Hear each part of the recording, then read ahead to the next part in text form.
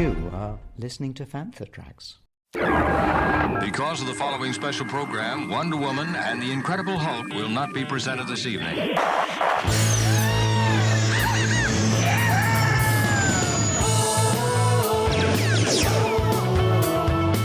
got Fantha. It's time to get all your Star Wars news in a single file. That doesn't sound too hard. Boom! This is Making Tracks. This is the way. Here are your hosts, Mark Newbold and Mark Mulcaster. I know these people. They are brutal. Does this look Jedi to you? That's not how the Force works. They'll never see it coming. You're listening to Making Tracks. This is episode 233. I'm your co-host, Mark Newbold, and joining me today is a man who has more swag and more style than Luthen Rael's wig drawer. It's Mark Mulcaster. Mark, how you doing, man? I'm very well. I was going to say that's because I wear a merkin as well, so... Oh, very nice. Absolutely. I'm good, man. Oh, my goodness gracious me. It's been a minute, hasn't it? It has. I think it's been about 5 weeks since we've done a studio episode. We've done plenty of reaction chats, of course. Yeah, absolutely. I mean, we've been cracking out the old reaction chats, but yeah, it was before you went to the House of Rising Sun, wasn't it? You went to Celebration Japan. Feels like a very long time ago, even though actually it's not, but it does. I think partly is because we've had now a whole season of Star Wars in like 4 weeks. It's like bonkers. It's insane that we've had, as you say, we've had all of Andor. So that's done. We had season 2 of Light and Magic. We had Tales of the Underworld. So much Star Wars content's arrived in like a 6-week drop. It's crazy, but it's great. What a great time to be alive and to be a Star Wars fan. To be fair, I think, we've been so busy when we've done these reaction chats. We haven't really had much time to actually sit and chat and catch up. No. So tell me about Japan. I've been telling people what an interesting time it was because, one, it's the furthest I've gone east. So that was interesting, just heading in the opposite direction to the way I normally go. It's all little things. I think it's mostly little things because the place is beautiful and the people are crazy polite and friendly, which I love. How tidy the place is. I'm pretty convinced if I'd pushed the right buttons, my toilet would have taken off and flown me where I wanted to go instead of just flushed me to where I want to go. I was going to say, is that some kind of euphemism? No, it's genuine. These things are insane. Honestly, it's like something from Back to the Future. And you hear all these people talk about Japanese toilets. Yeah. Wow. Well, I mean, the big one for me is that kind of like section in The Simpsons from like, I don't know, about 25 years ago. And at the time, you're just like, nah, it can't be real. But then, the photos that were landing on my Facebook, and it was one of the biggest talking points was the bloody toilets. I was like, you go all that way, and all you're going to do is just look at the loo. That's crazy. It's mad. And to be in a bathroom or a toilet with like running water and steam, and to see more cables coming out of the thing that you put stuff into than your average overloaded plug socket was mad. It certainly concentrates your aim. Yeah, I bet. You don't want to be bouncing off of the outside of that. So. They're like pissing on the third rail. It's not a good idea. It looked like the whole city and that seemed to kind of really get on board, like having Star Celebration, which is fantastic. And it reminded me almost of like what happens when the Olympics come to town and like everything, transport and that, suddenly everything's tarted up and themed and stuff. What's the accessibility to like figures and collectibles and stuff you went into the average store? In the average store, not a huge amount, not so much, but we were obviously focused on specific places. So there was a few shops. There was Toy Sapien, which was sadly closed when we got there. There was a couple of other shops that we went to. The one place we went to was a place called Nakano Broadway, and it was probably, 5 or 6 floors, and the bottom floor was all watches, and the lower floor was all food. But then the top 3 or 4 floors was all toys, and it was crazy. I could have spent obscene amounts. I was very good. I didn't spend that much. Everywhere you looked, there was just phenomenal stuff. And of course, this isn't just Star Wars. This is everything. No. You know, it's all sorts of IPs and that. There was loads of Star Wars in there. Plenty of stuff in there. Because there is something very, very, I think, doubly cool when you get any kind of Star Wars collectible that is Japanese, even if it's just got like Japanese writing on it. Yeah. It just somehow it looks like a little bit more in universe, doesn't it? It's crazy. Oh yeah. You know, I mean, the way they lay things out, the branding, the style guides they must have in Japan. Obviously, it's a different consideration because the lettering is so different. But yeah, you're right. It looks very cool. From Celebration, they did the CD box set in like 7-inch disc style, but CD. That was gorgeous. Yeah, I saw that. Was everything really expensive out there, or was it on a par? You're kind of doing the converter thing in your head. Exactly. Yeah. One of the examples I'll give you was that for 190 yen, give or take, you could get a bottle of Coke. Okay. And that's way less than you'd pay here, way less than you would pay here. So, and the vending machines, they're everywhere. Honestly, every 300 yards, you'll find a drinks machine, a vending machine, which I thought was wonderful. It wouldn't last 5 minutes over here. Some little scrotes would kick the glass in and nick all the pop. But over there, it's such a common thing to see that nobody really thinks about it in those terms. That was fascinating. Food-wise, now that's always going to be a challenge.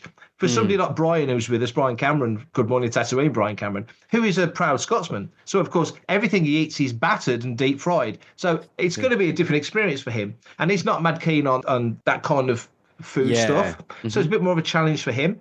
But what we found was there's a place called Lawson's, which is a bit like a spa or a co-op, sort of a corner shop type vibe. Yeah. And they do very small but compact, which is basically the best way to describe most Japanese things, small and compact, sandwiches with all the crust cut off, white bread, chicken cutlet. My God, it was nice. I must have had that for breakfast every day. It was working out at maybe 152 quid for something like that.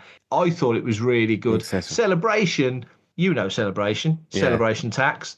I didn't buy the autographs. We did do a photograph. Me, Matt, and Brian did a photograph, with Diego Luna and Alan Tudyk, which came out really well. I stood in the middle for once because Lurch usually stands at the back. Yeah, so you normally do lurk. Yeah, at the back. So I'm usually you just see my head sticking out with a grin. So I thought, sod it, for once I'm going to go in the middle. Absolutely. Yeah. So that came out good. I mean, standing next to slim and svelte Diego Luna. In a shirt that was probably one size too small for me, didn't do me any favors. But, just look at the smile. That's all I'm thinking about. Yeah, I mean, I need to pick up a Celebration Japan lanyard from, I guess, eBay. And probably also from eBay. I've got my eye on is the vinyl. Because I've got coming at the moment, just picked up a Target exclusive of the Andor soundtrack on amber vinyl. Have you got that? Yeah.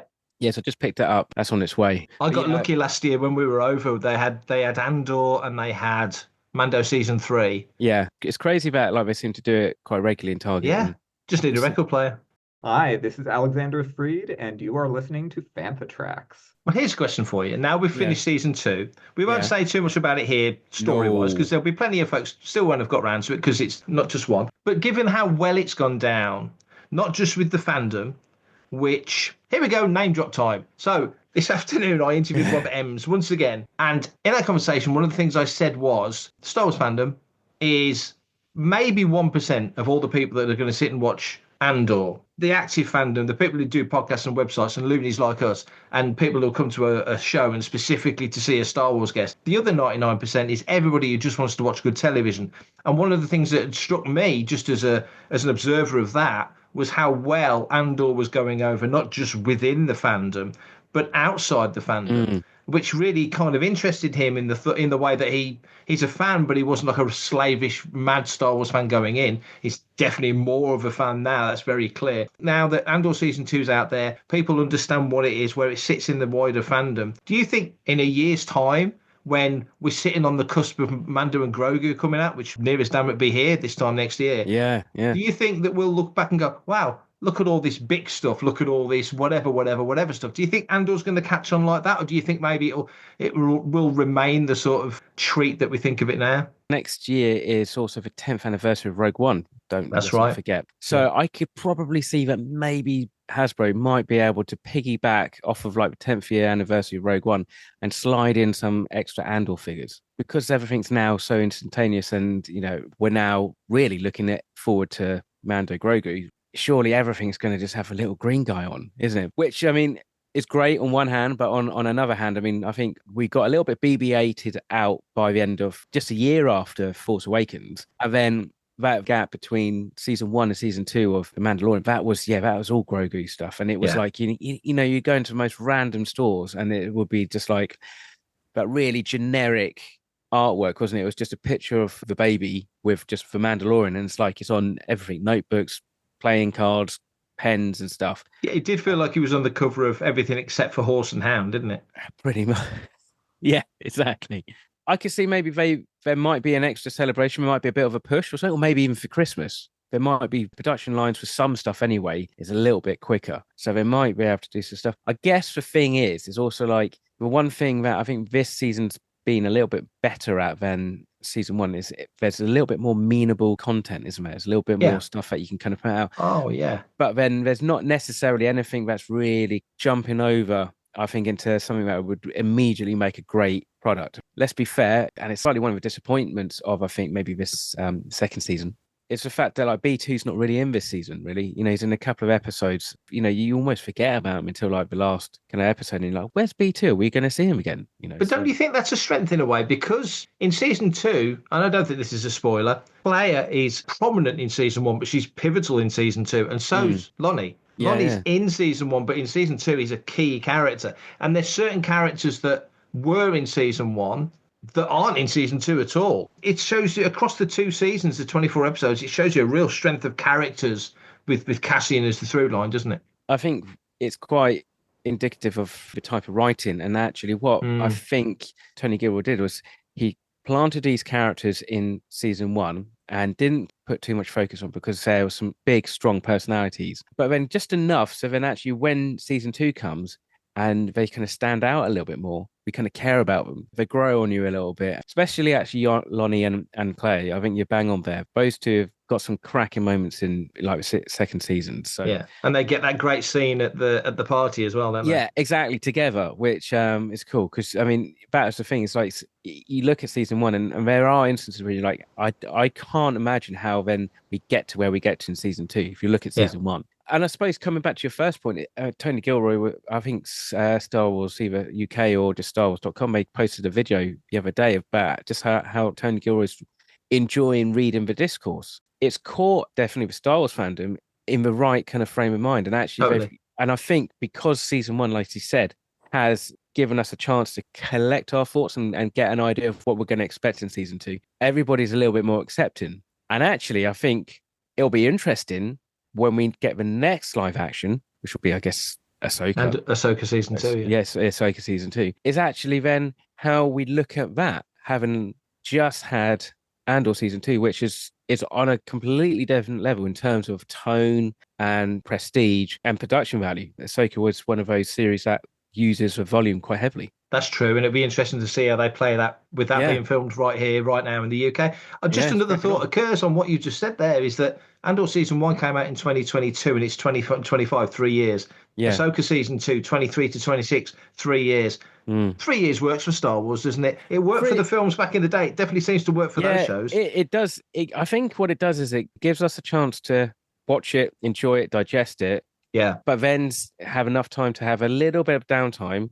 So when you get a little bit hungry and you start looking forward and get excited about the next Star Wars. Yeah. When it was like every year, I had a calendar and it was like you could tell from after The Force Awakens when we've gone to Rogue One and when we looked towards Last Jedi, you could kind of go, right, okay, so we're going to have May the 4th, so there's going to be that then, and then we're going to have a Force Friday, and there's going to be like stuff then, and you could kind of like mark it because it was always leading up to the next film. So whilst it was fantastic that we got all those films in such a short period of time, it kind of was a little bit exhausting. And I think that's kind of where the legs kind of fell off a little bit under the Rise of Skywalker to some degree. Whereas if it had maybe been an extra year or 2 years and stuff, there might have been a little bit more anticipation and excitement about it. But you kind of felt like you'd only just caught your breath and then it was on to the next one.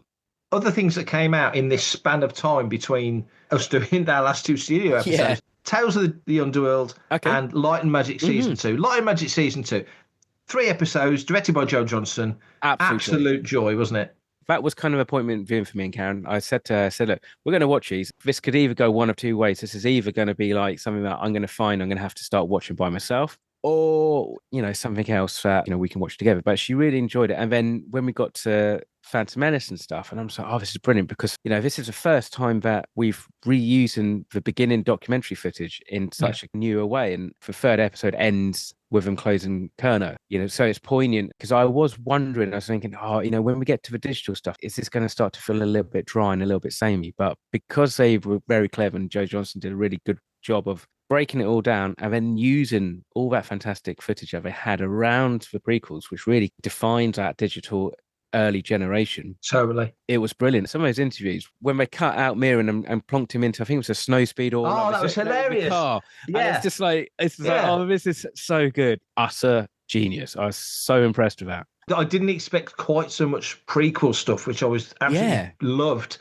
The deep dive into Dead Man's Chest as well was fascinating. I have to say, though, I mean, that and also the panel celebration and the ILM 50th panel was again, a joy. But I tell you one thing, it made me feel old. They've all kind of aged, and obviously, but like I'm so used to looking at that behind the scenes footage and looking at like Rob Coleman and John Knoll and stuff. And it's like, oh my God, John Knoll's kind of like a lot older and Rob Coleman's a lot older. And this has aged me more than if it's aged anybody else. It's like when you think Dead Man's Chest, and we had Hal Hickel on the show a couple of years ago. A couple of times, actually. I think we spoke to him when the first season of Light and Magic came out.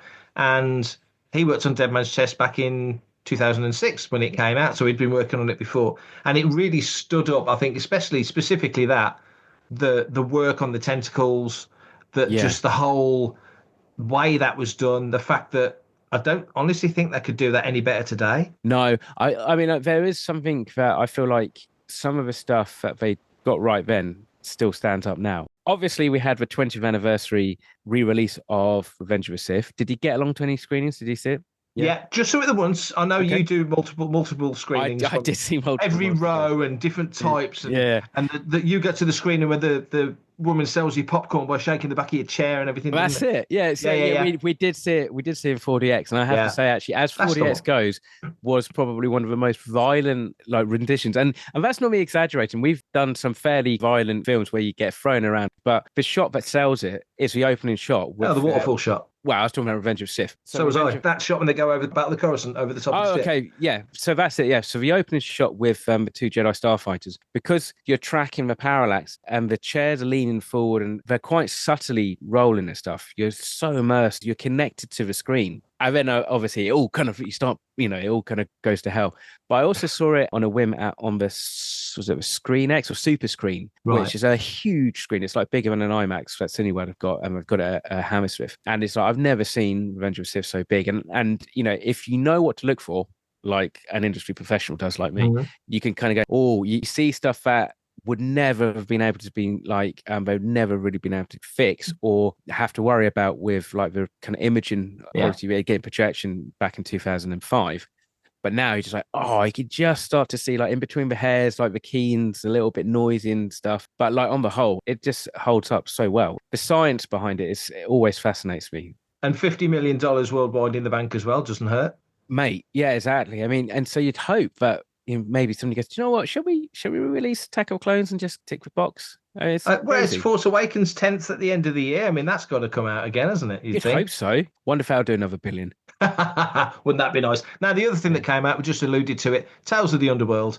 Yes. 6 episodes, Disney Plus, May the 4th, perfect day to release it. 3 episodes focusing on Asajj Ventress, 3 episodes focusing on Cad Bane. Our review went on the site this week, written by Eric Onkenhout. I thought it was fascinating. The art of it, the detail, the characterizations and the story. I think I probably preferred the Cad Bane one, even though it's probably a bit more of a basic storyline compared to Asajj, but I thought it was really well played. I kind of do agree with you. I mean, I wonder if part of that is down to the fact, even though I'd read the book, because it's kind of that continuation, isn't it, from the Dark Disciple book, which I was like, well, that's a really interesting choice, because I don't know how many people have read that book. So kind of a brave decision, but maybe people just accepted it and just went, oh, okay, yeah, she died. And Nika Fadman is the voice of Asajj Ventress, which is fantastic. So I really liked it. And I could see that could be something if they do another iteration next year or something, that could be another continuation thread. But yeah, the Cad Bane one, it was quite neat. Very Western. They weren't hiding the influence. Oh, God, no. Like Gorman was clearly just the French Revolution. This was a Western. Yeah, this was completely, it's like you couldn't get any more Western unless you actually put it in a desert. And I was quite surprised they kind of actually went there, and they actually kind of a dark, sad ending. Quite surprised they kind of went there. I wasn't expecting them to, but then it's like, actually, this is Cad Bane.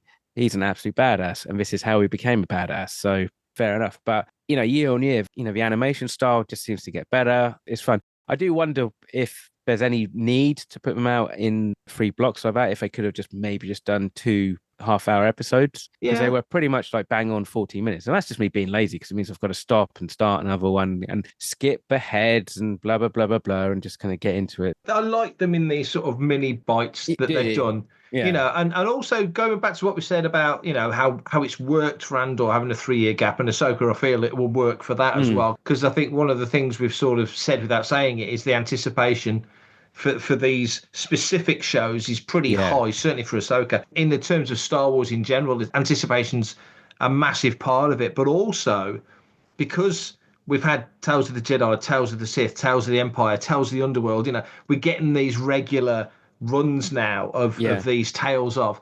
That's a very welcome thing to have every 12 months, I think, around the May time. They are nice, yeah. And it's nice that it's not beating you over the head with a maybe fourth kind of messaging, as it were. And it's just like, just putting me out. This is quite nice. I mean, yeah, it's just me being lazy. Like I said, I don't want to have to press buttons if I don't have to. For everything in one location, daily news, reviews, interviews, podcasts, video, and social media feeds, bookmark FanthaTracks.com for Star Wars news 24/7, 365. At the ever wonderful Star Wars Fan Fun Day, we had the opportunity to sit down with Robert Emms. Robert, you will know, was Lonni Yung, ISB officer and Rebel spy in Season 2 and Season 1 of Andor, A Star Wars Story. We talked about that. We talked about all sorts of stuff, including what was happening on the football pitch at Blackburn Rovers. So here's myself and Robert Emms at Star Wars Fan Fun Day.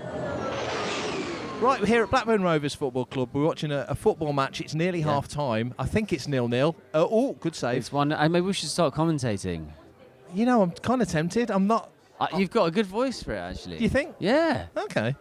It's currently 1-0 to Newcastle. How's the show been for you so far? It's been fantastic. It's great to meet the fans whilst they're watching the show, whilst it's coming out. So, just to get people's kind of anticipation and what they're enjoying and what they're kind of. I mean, it's difficult because a lot of people are asking for plot points, and you don't want to give any spoilers away and all this sort of stuff.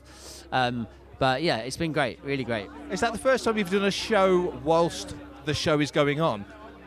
Because when you did London Film and Comic Con, I think Season 1 had been and gone. So. Season 1 had already come out, yeah. So, yeah. I think when I did Atlantis, I did do a Comic Con whilst the show was airing. Yeah. The first series was airing. So that was fun. There was a big buzz around it. But yeah, definitely today it feels more of a buzz. People are kind of enjoying it and wanting to talk about it. And it's great. Particularly, I'm enjoying this event because it's kind of sort of low-key, kind of bit more intimate. So you get to hear people's, thoughts on the show and what they're enjoying and everything like that. And when you're talking to people, are you conscious of where we are at this point in the season? It's like, well, I can't say that and I can't say this, but you want to give them something. Having said that, I don't really know what's going on either because I only receive my scenes, so I just get my wedge of story and I do that. And I don't really know what anyone else is doing. I mean, obviously, as actors, we all talk to each other and we know and we pass on information. But I didn't read all the 12 scripts. So to me, it's all a surprise as well. So yeah. When Season 1 came out and the reaction to it from the fandom was so uplifting and so positive, people really dug into that show because it takes us into the Star Wars galaxy in a way that other shows kind of don't. This is a very gritty, real-world place. Yeah. What was your sort of thoughts on the back end of that? Because your character, obviously, being the rebel spy in the Imperial ranks, it's quite a complicated character. He's got a family life outside of it, but he's playing this facade in the ISB headquarters. Yeah. And when you hear fans talking about that character, what were you sort of pulling out from that? What people got out of the character? Yeah, it's great. I mean, people have really responded to it. I think the main thing is that people have really responded to this character who's kind of trapped really in this system, working for Luthen and really not seeing a way out for himself, but desperately trying to find a way out and knowing that he's kind of he knows that maybe it's just a matter of time, and he's just desperate.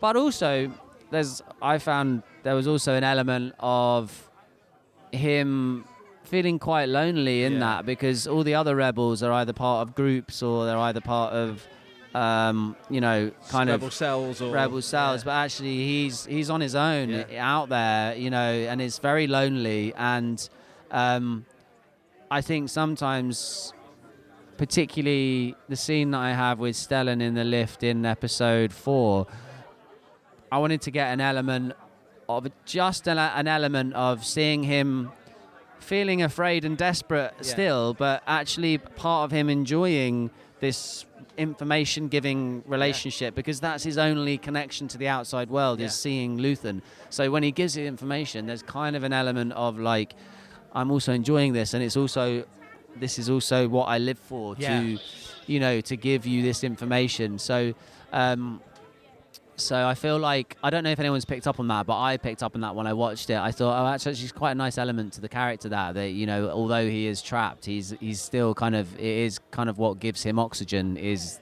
that. Also, this season, Luthen, he says it, we're struggling, there's too much information coming and we can't cope. There's a similar scene at ISB headquarters when I think Lonni says, we're arresting too many people, there's just too much to cope with. So there's the parallel between the two. And that scene in episode 4 when you're at the lift and he says, I haven't seen you for 3 months. You've almost got a bit of control there. You're dictating the meeting times because I've got nothing to tell you. As you say, you're giving the information. It's sliding away from Luthen a little bit, but you've got a little bit of power. Yes, exactly. And I think, really ultimately he will, he is the font of information for him. So he'll, that he can play that into his advantage, I can't remember what happens. I'm interested to see what happens really to everyone in it, and it's such a. I mean, I think what's great about this show is that it's had real critical acclaim as well. Because sometimes these shows that have such strong fan bases, sometimes the critics don't give it attention, or they really, really pick holes in these things, and and actually, ultimately, the reviews don't really matter because it's really the fan base that matters. But with this, what's been amazing is the critical acclaim for it, and that it feels classy, and it's really it's really grounded in reality and politics really of now. I mean, it's super current. The stories, even though you made it 18 months ago, it's so on the nose now, even isn't more so now. It feels very, very current. I mean, I think Star Wars always has, with that kind of dark side stuff and the Empire and things like that, but particularly with this, it definitely, and I love the element of extremism in it, that you have these rebels who are also so extreme, and there's extremists within those rebel cells. Completely. And then you have the Empire, obviously, extreme in its own way. And particularly when the rebels turn on themselves, I enjoyed those scenes. I thought that was very real, very, very real. Season 2 has really highlighted, in as you mentioned, Saw Gerrera of Provis Whitaker's group, they're very full-on and militant.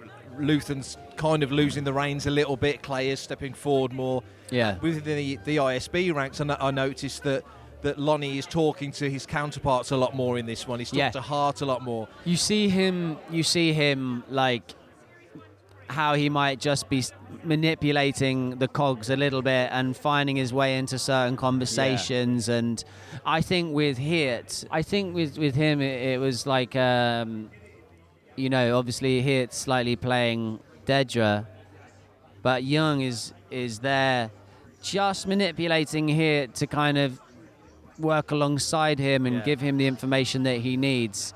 And I think Hirt is kind of immediately spellbound by Lonni Yung. He's kind of, maybe he fancies him, I don't know. We had a whole thing, me and Jacob, that there was like some kind of flirty thing there, which was what enabled him to use him.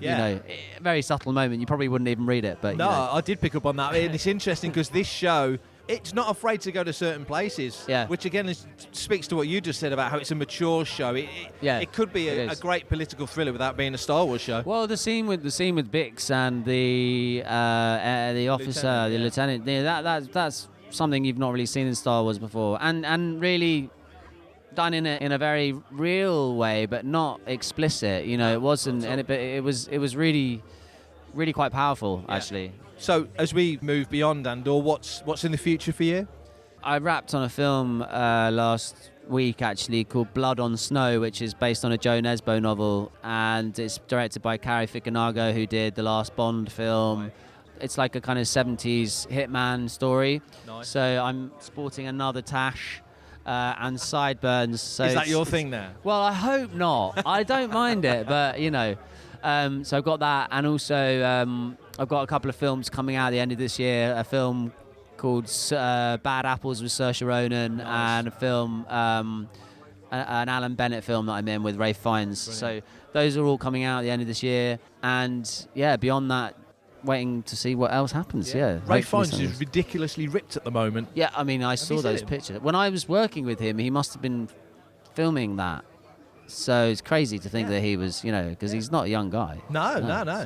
And one last thing, I've got to say, the casting has been brilliant, because I'm looking at you there, and you look like you could have walked straight out of the 77 film. They've cast everyone so perfectly. Isn't it brilliant? I mean, Nina Gold and Martin Ware, who cast it, they're just so clever. I mean, first of all, the sort of font of knowledge that they have for actors, and, you know, talented actors. That, you know, is just amazing, and no, it's they need to cast people who obviously have the look, but also can do that kind of stylized way of acting, because it's not really real. It's quite theatrical, you know. The delivery is quite theatrical, but you don't want to be too theatrical. And you also don't want to be doing a Star Wars performance. But you want to fit into the mold, and you know, I think that they did the casting was really brilliant. So yeah, fantastic. That's brilliant. Thanks so much for your time. Nice to see you again. Bye. So, on the 14th of May 1944, one of the most important things in history happened. No, it was nothing to do with World War II. It was the birth of George Lucas, which I'd like to think caused the end of World War II. 81 years later, here we are, we're celebrating his birthday. I know we do this every year, Mark, and we've been doing Making Tracks now together for, 5 years, 6 years, something like that, some ridiculous amount of time. But every year, I think we get the chance to celebrate George's birthday, which is very, very important. When you think of George in 2025, we've just talked about Light and Magic. He's very present in that show, which was one of the joys, actually, of the show. He's looking trim. He's just got a great vibe about him at the moment. Where's your head with George at the moment? Because I know where mine is.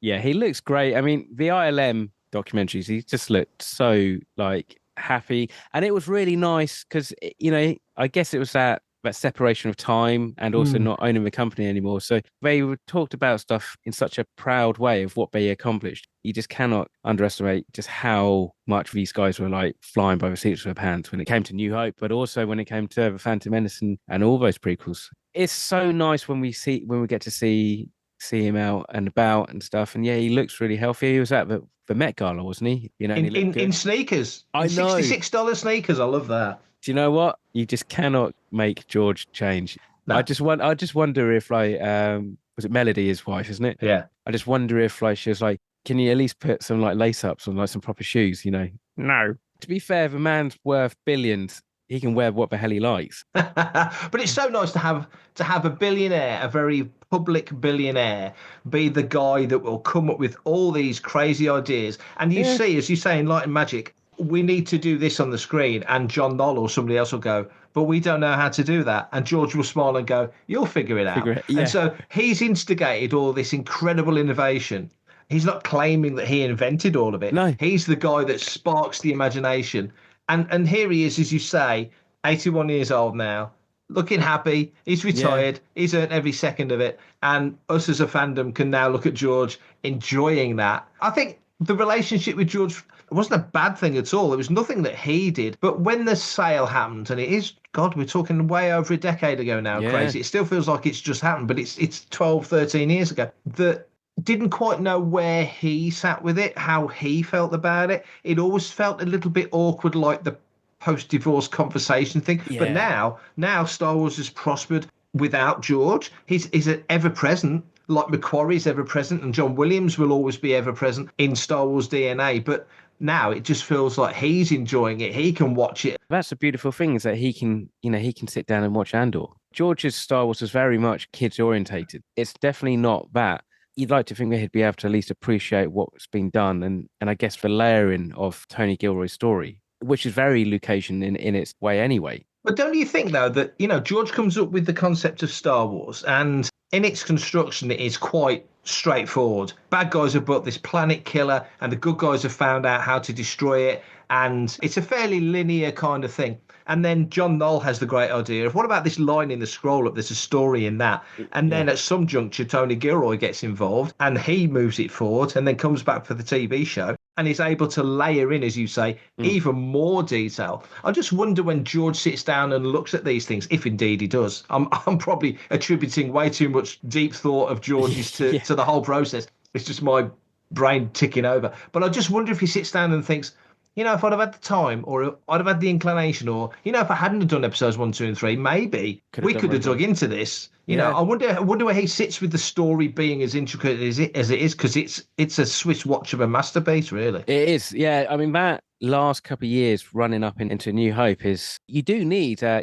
cork board and some red string to really kind of start to figure it all out and lay it all out. When you actually incorporate what's going on in Rebels and also like Catalyst, and it's fantastic. Because it's like, well, this is kind of what the connected storytelling needed to be. But also, and this is no disrespect to anything, but like there's no like a Skywalker in there. So, no. And again, this is what Disney wants to do. And to step away from the Skywalker saga, they accomplished this, ironically, in Andor, which leads right into the Skywalker saga. It's crazy, isn't it? And also the fact that, again, no mega spoilers, but some people survive. Not everybody dies. This isn't the Dirty Dozen. It's not Rogue One. Exactly. It's a different thing. Some people have to survive because they die in Rogue One. Well, that's very true, very true. But certain characters are around. And there is an element or a sense of a next generation opportunity if they want to move down the timeline with certain people or even tell stories right through the OT if they want to do it. And I think that would be amazing if they did that, because it's just what you said. It doesn't have to be Han, Luke and Leia. This is a galaxy-wide operation. And I think Andor's really shown that you can do that. And you've always got this touchstone. And I guess the thing is with Andor and the same with Rogue One, you always know where you're working to. Yeah. But to your point also, there's nothing stopping you from jumping back in between A New Hope and Empire and catching up with some of these characters who have survived and then maybe continuing their story and seeing where that goes. And that would, I think, if you could do that and you could do that in a similar tone as Andor, or maybe a different tone but in a similar level of kind of prestige, then I think maybe that is the formula that Star Wars needs for the 21st century. That's really going to help keep this franchise alive. Hi, this is Robert Emms and you're listening to Fantha Tracks.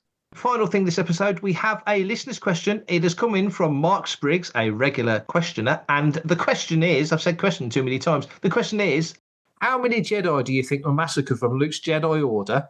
And were Ahsoka, Sabine and Ezra there? I don't think that there would be many. I mean, you see that scene in Book of Boba when it's all being built? Yeah. And it still feels early doors to me, even that far on. What we saw of it in the sequel trilogy, it didn't look very, very big. I mean, and also, like, how does this work? Does Luke put out an ad? Or does he have to go and find these people? Like the Yellow Pages, or? Yeah, Craigslist or something like that. Okay. Or whatever the equivalent is these days. Facebook Marketplace. There you go. So if he's got to go and source these Jedi himself, then surely there's got to be, I would say, no more than about 6 or 8 or something like that.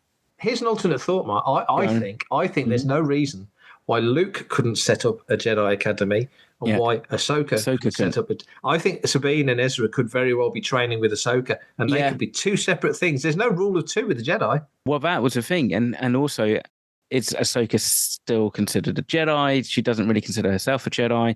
So it could be that. Sabine would be aware of Luke, you'd think. She would have heard of Luke. Ezra, being on another galaxy. Literally. Unless, of course, Luke is able to do that kind of, when Grogu sits on the rock and he kind of communes with everybody.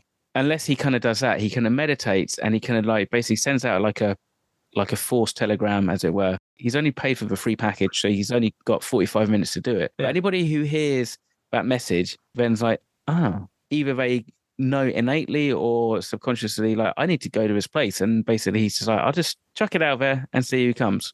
I don't know. It's a tricky question. I don't think that they were there. I think it's, as I said, I think there's going to be not competing. I think complementary Jedi schools, because the way Ahsoka would teach based on what she was taught by Anakin and being around Yoda and all the other people. And she was around Yoda in his prime as well, rather than Luke being around and aged almost at the end, literally a couple of years before he passed, not even that. So Luke didn't get the best of Yoda after 20 years on Dagobah. Ahsoka did. So she had those schoolings she could learn from, and she was in and around the Jedi Temple and access to people like Mace and the greatest Jedi of the era. Luke was the greatest Jedi of his era. So Luke's not got a lot of teaching to lean on. He didn't learn that much from Ben. It was the most rudimentary stuff that he needed just to get him through the earliest times of his teachings. We don't know how much he would have learned from communing with him, but it never feels to me that would feel like a literary shortcut. If Luke could turn up in the next film and he knows everything he needs to know, and Basil Exposition comes along and says, well, Master Yoda turned up as a Force ghost and told him everything he needed to know. On we go. It's like, no, that's not enough. So I don't think that's particularly or necessarily the option. So it's a good question, but I don't think Ahsoka, Sabine and Ezra were there. I think they were elsewhere. I think that's all we have time for today. So thank you, Mark. Thank you, Mark. And thank you, Mark. Yeah, so there's 3 marks in this episode because Mr. Mark Spriggs has left us a question, and we have hopefully answered it to some degree of clarity and fulfillment for everybody. And hey, do you know what? If we haven't, send us a follow-up question and get us to dig into it further. Or if you have a question or your theories or thoughts about what happens beyond Andor, like where would you like to see some of the characters who have survived, then send us a little note, be it on social media or via email. And as always, Mr. Newbold can tell you how you can get in touch. I can, and this is how you can do it. Email radio@fanthatracks.com. Head to links.fanthatracks.com for links to our social media feeds, Fanthatracks TV and Fanthatracks Radio. Thanks to James Semple for the Fanthatracks intro, Blues Harvest for our Making Tracks opening music, and Mark Daniel and Vanessa Marshall for our voiceovers. New episodes drop Tuesdays and Fridays at 7 o'clock UK time. Our weekly news show, Good Morning Tatooine, goes live Sundays at 9 o'clock UK time on Facebook and YouTube. And remember, Fanthatracks is absolutely free, so it costs nothing to stay updated on all the latest Star Wars news. And that's me done for this episode, Mark. I'm glad to be back. I've missed doing these. Yeah, me too, man. Although I don't know what I'm going to do with Wednesday evenings now because, we've got a 3-hour void. We'll have to do 3-hour live episodes of Making Tracks or something. We should. Until next time, everybody, enjoy the dying embers of discourse that is Andor Season 2 before it gets obliterated by the Death Star. And, as always, stay safe, take care, may the Force be with you. Coming up next on Fantha Tracks Radio, it's Planet Leia.